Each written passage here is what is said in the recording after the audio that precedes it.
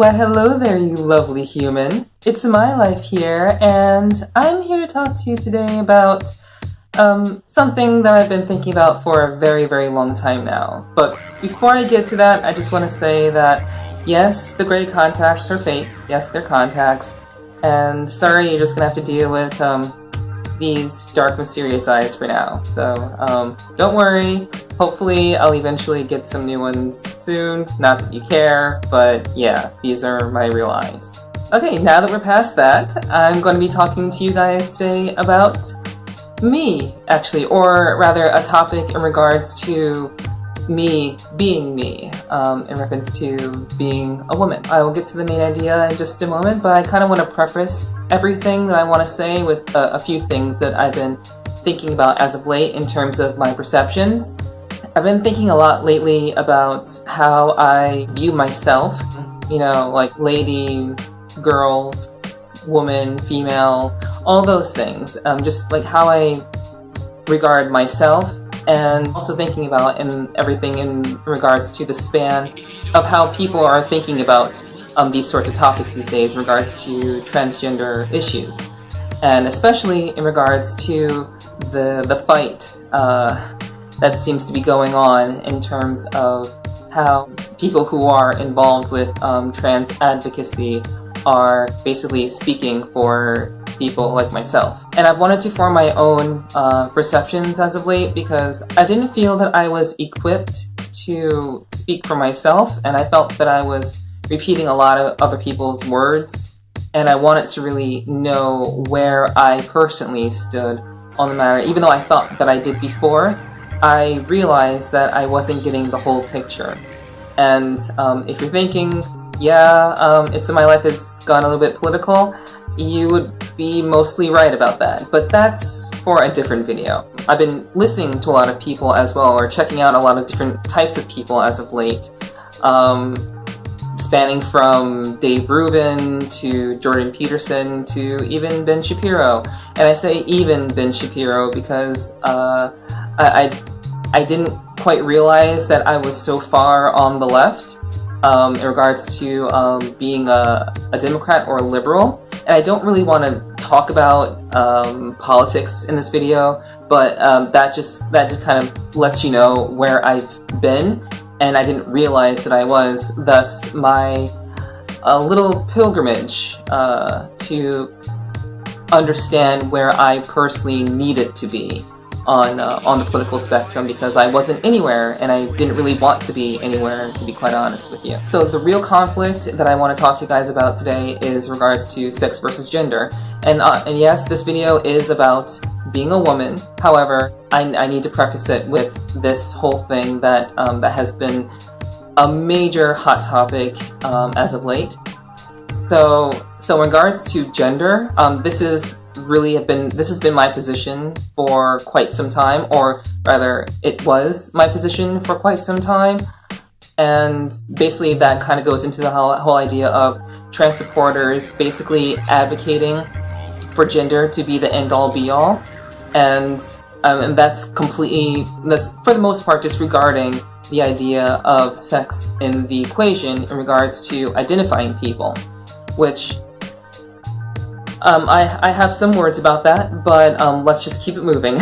So trans advocates tend to believe that gender should be the end-all be-all, and that one's identity and how one lives in society should be defined by their gender. Another issue, I won't say an issue, but another matter that favors gender is that that those who are involved in trans advocacy and basically fighting for rights like mine as a transgender person, there's this belief that gender, which is a social construct, trumps biology.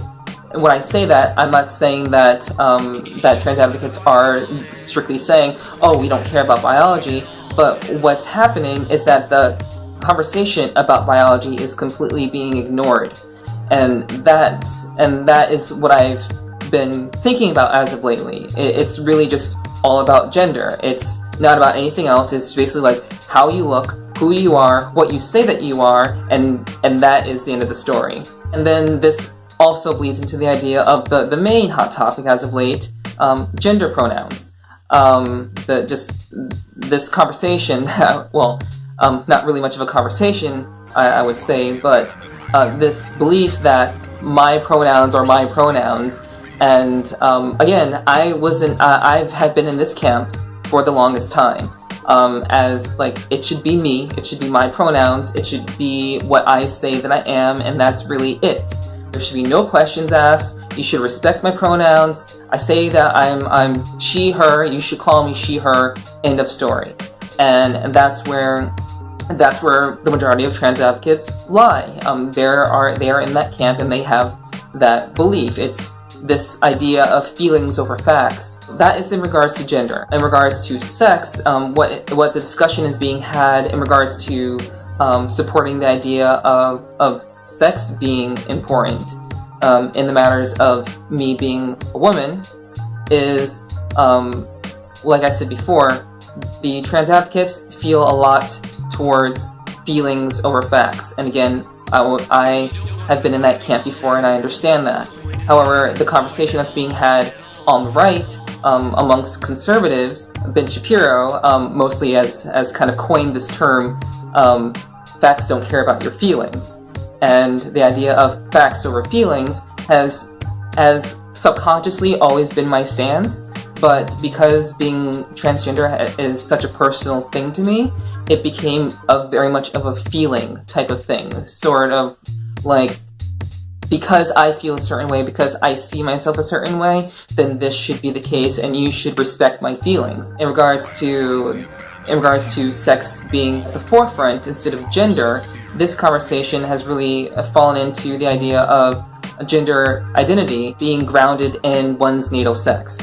And that's true because of the fact that gender and sex, like one's gender identity, stems from who they are as an individual, what their genes have basically have dictated them to be. For example, a guy will dress a certain way, will present a certain way because his genes, his sex has basically influenced his gender. So essentially, his gender identity is grounded in the idea of, oh, I'm a male, so this is my identity, and this is who I am, and the majority of people are comfortable with this. It's a very small subset of people, like myself, who have fallen outside of that idea that gender has basically dictated who I should be in terms of my identity.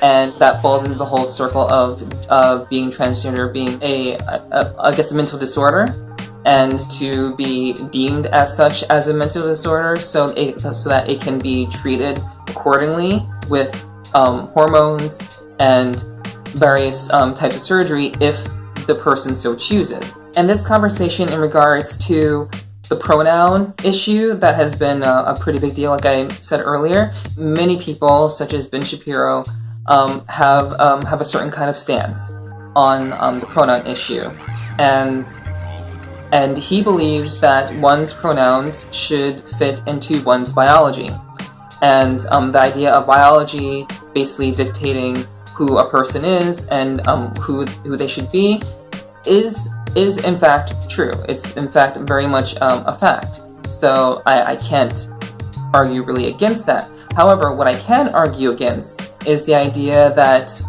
I, who lives daily as a woman, should be pointed to as a he. Like, that is something that I cannot agree with. However, in Ben Shapiro's defense, I personally believe that that pronouns should be used to identify a person. So what a person sees, how a person appears to be, should be how pronouns should be used. And that's my stance. Not simply like, oh, I know that you're biologically male, so I'm going to call you he. It should be more or less what people see. I have a fairly decent argument for that I'm going to go into later on. But first, I want to show you guys this little clip. Blair White is a well-known YouTuber who happens to be transgender. And Blair White had recently had an opportunity to speak with Ben Shapiro about the idea of trans issues as well as the pronoun issue. So Here you go. I think Dave's argument, because he was sort of pressing you on the pronoun thing, he was sort of making it you should use this because it's about dignity and grace and compassion, which, you know, Dave's a really nice guy. He's a great friend. I'm not trying to make a dig at him, but I think it's not the best argument for this conversation, and neither is the tactic of all the people on Twitter, you know, just getting offended. I think there is a YouTuber by the name of Theron Meyer who just threw out an FU, and to me, the conversation goes nowhere when that happens. For me, I'd rather have a conversation sort of about the logic behind your stance, and sort of my argument would be the functionality and sort of real world application of using, you know, hardline biological pronouns for people. My argument would be, I did the Michael Knowles show over at you guys' studios a while back, and he was sort of expressed to me that he was sort of feeling conflicted with the person he was sitting and interacting with, and the fact that he, you know, has the same stance as you typically on pronouns. And the thing that came up was, well, if you and I were to go to a business dinner or any kind of dinner, and you were meeting me at a restaurant, and I was there first, and I was in an orange shirt, and you had to tell, you know, the host, I'm here to meet my friend Blair, and they said okay, and you had to describe me to take me to the table, you wouldn't say the man in the orange shirt, you would say Blair, you would say her over there. So for me, it's about sort of real world application of it. The thing that I hate the most is being expected in these conversations to sort of suspend my reality of how like social interaction really works outside of the debate.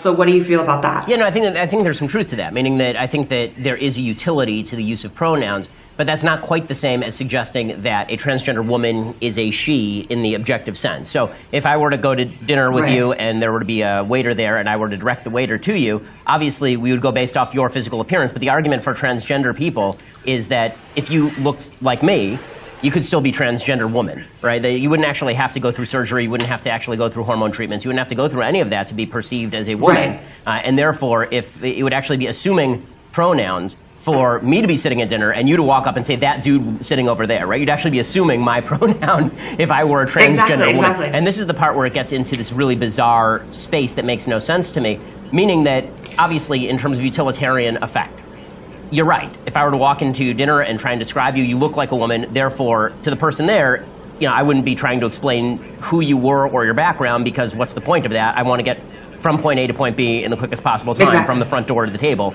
in the quickest possible time. But that's not to suggest the truth of the pronoun that I'm using to describe to the person. Let me give you a different example. If there were a person who were sitting at dinner and that person were wearing a blonde wig, but the person weren't actually blonde, right? I would say the blonde over there. That doesn't mean the person actually has naturally blonde hair. It means that the person is blonde sitting there. So I think that it's important to differentiate these things as opposed to sort of conflating. I think a lot of the confusion with this stuff is from conflation. So it's people saying that, Blair, you're white. Well, you're correct. You're right. When it comes to the third person description, therefore, I should always address you directly, or about when I talk about you, I should address you the same way that I would address a biological woman. I don't think that argument follows at all. Exactly. I think context matters. I saw an interview with you on, I think it was Joe Rogan, where you were saying that you have absolutely no issue referring to a trans person by perhaps a new legal name if they were to change their name, because it's like you can change your name. So I just had the question, because you can in fact legally change your gender as well. Does that affect anything as far as that goes for you either? It doesn't, just because gender and sex are objective truths. Names are not objective truths, right? This is going back to Romeo and Juliet. You know, and a rose by any other name would smell as sweet. You know, if I named my daughter something else, she would be the same human being.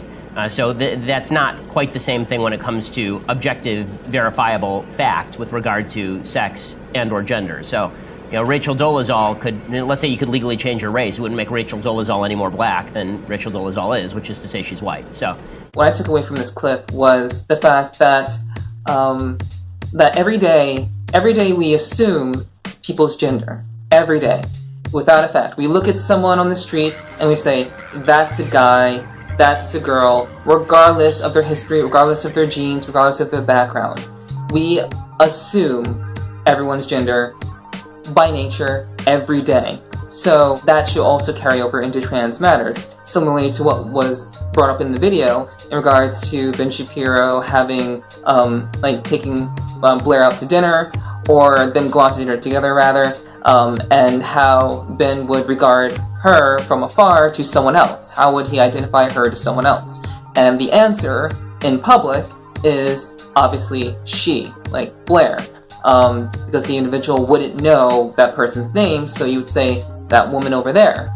So that makes a lot of sense, and I believe that Blair's point, she also makes a lot of sense in that regard. And it's nice to know that people like Ben Shapiro aren't simply grounded solely in biology and religion. His stance is mostly on the public end of things when he is having discussions with people in a public setting, but in a more personal setting, he appears to be willing to open up a little bit more, to call someone by their name, to not even have the conversation about pronouns, because it's not important, and it shouldn't be important. The discussion about pronouns rather is kind of unnecessary.